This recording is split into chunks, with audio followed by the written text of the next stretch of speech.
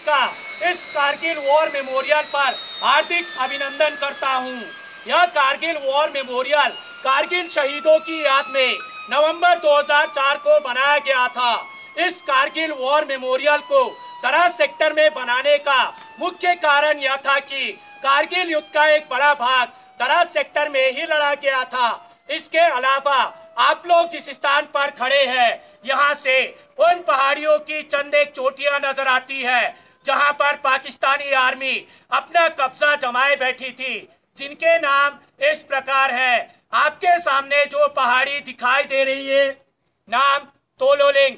अगर आप लोग अपनी नजर थोड़ा बाएं की ओर स्काईलाइन पर ले जाएं, तो सबसे ऊंचा टॉप दिखाई देगा, नाम तोलोलिंग टॉप। तोलोलिंग टॉप से बाएं की ओर बढ़ता हुआ इस पर अगर आप लोग अपनी नजर पूरा बाएं की ओर स्काईलाइन पर ले जाए तो दो नोकीली चोटियां दिखाई देंगी। दाहिने वाली नोकीली चोटी नाम टाइगर हिल।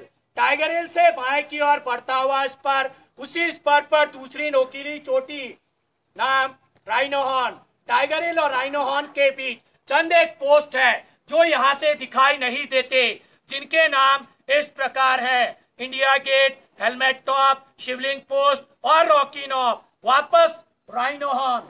राइनो हॉर्न से बाएं की ओर बढ़ता हुआ इस पर सबसे बाएं वाला ऊंचा टॉप जो फार डिस्टेंस पर दिखाई दे रहा है, जो कि पूरा बर्फ से ढका हुआ है, नाम 0.4875।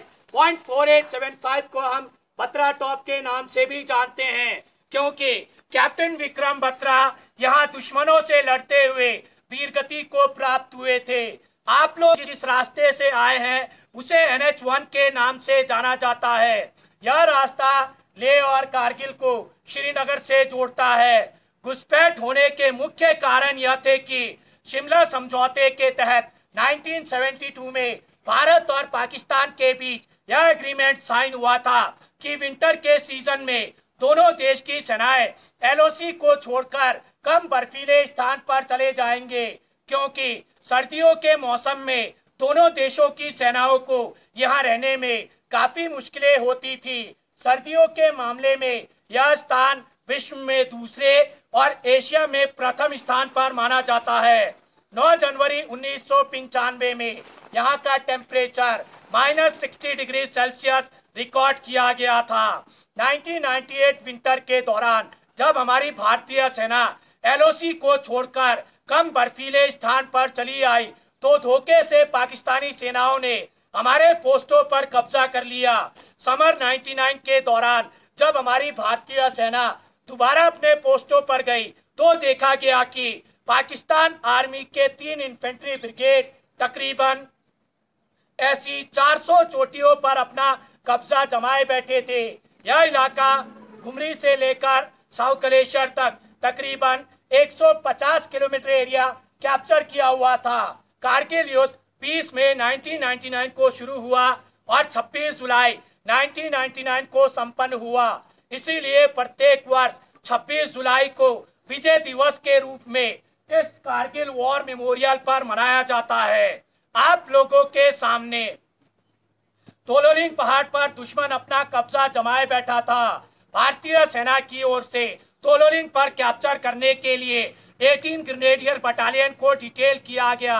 18 ग्रेनेडियर बटालियन द्वारा ऑपरेशन को लॉन्च किया गया, परंतु दुश्मन की अच्छी पोजीशन और प्रभावशाली फायर के कारण बटालियन की मूवमेंट को रोक दी गई। मूवमेंट केवल अंधेरी रात और खराब मौसम में ही सफल हो सका। काफी दिनों के संघर्ष के बाद बटालियन अपना फर्म बेस बनाने में सफल रही।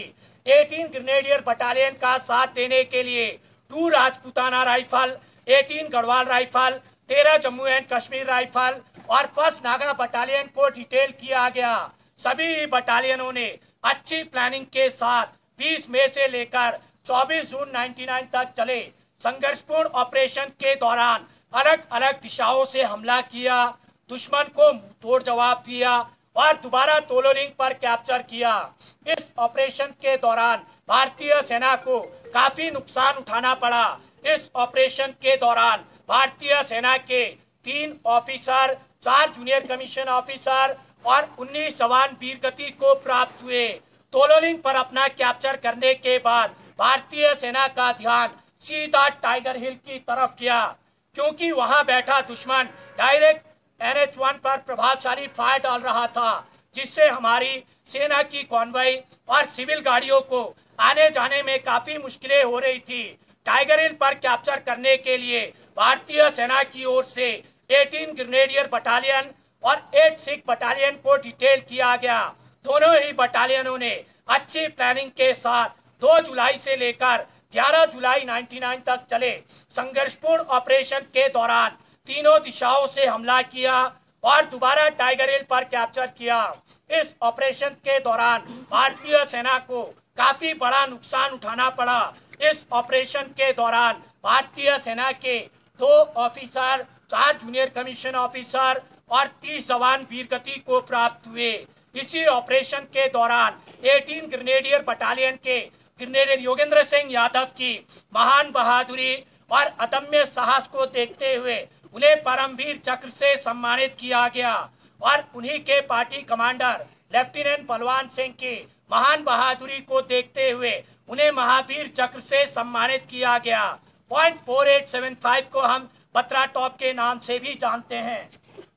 कैप्टन विक्रम बत्रा की महान बहादुरी को देखते हुए उन्हीं की battalion 13 Jammu and Kashmir rifle को पॉइंट 4875 पर कैप्चर करने के लिए डिटेल किया गया और उसी के दूसरे फीचर पिंपल 1, पिंपल 2 और बेलबेक पर कैप्चर करने के लिए 17 जाट बटालियन को डिटेल किया गया और ट्विनबम पर कैप्चर करने के लिए 2 नागा बटालियन को डिटेल किया गया।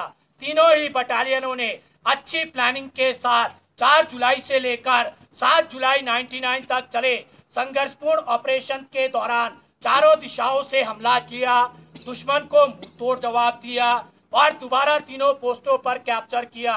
इस ऑपरेशन के दौरान भारतीय सेना को काफी बड़ा नुकसान उठाना पड़ा। इस ऑपरेशन के दौरान भारतीय सेना के 3 ऑफिसर और 27 जवान वीरगति को प्राप्त हुए।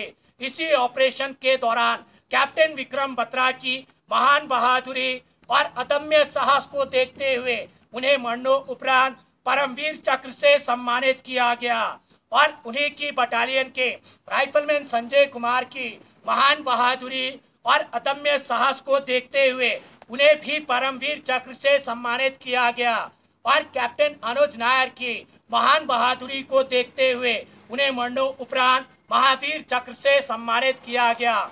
इसके अलावा कारगिल युद्ध के दौरान जिन जिन बटालियनों ने हिस्सा लिया उन सभी बटालियनों के ऑफिसर, जूनियर कमीशन ऑफिसर और जवानों ने भारत माँ की रक्षा करते हुए अपने प्राणों की आहुति दी है। उन सभी शहीदों के नाम इस कारगिल वॉर मेमोरियल पर दर्ज है। यह कारगिल वॉर मेमोरियल कारगिल युद्ध का गवाह है। इस पूरे कारगिल ऑपरेशन के दौरान हमारी भारतीय सेना के 559 सैनिक शहीद हुए और 1536 सैनिक घायल हुए।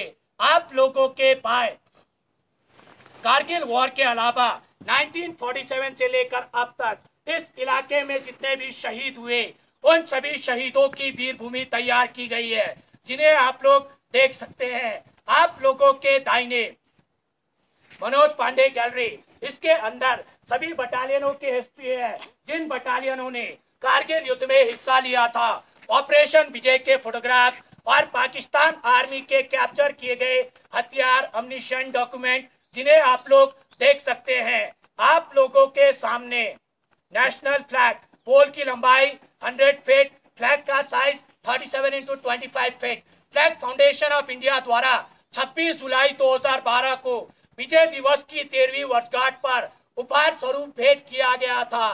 इन शहीदों के बलिदान को किन्हीं भी शब्दों में बयान नहीं किया जा सकता। हम इन्हें सलाम करते हैं, ये देश इन्हें सलाम करता है। अंत में मैं आप सभी लोगों से यही गुजारिश करना चाहूंगा कि आओ झुककर करे सलाम उन्हें जिनके मुकद्दर में ये मुकाम लिखा होता है। बड़े ही खुशकिस्मत है वे लोग जिनका लहू वतन के काम आता है। जय हिंद। जय हिंद।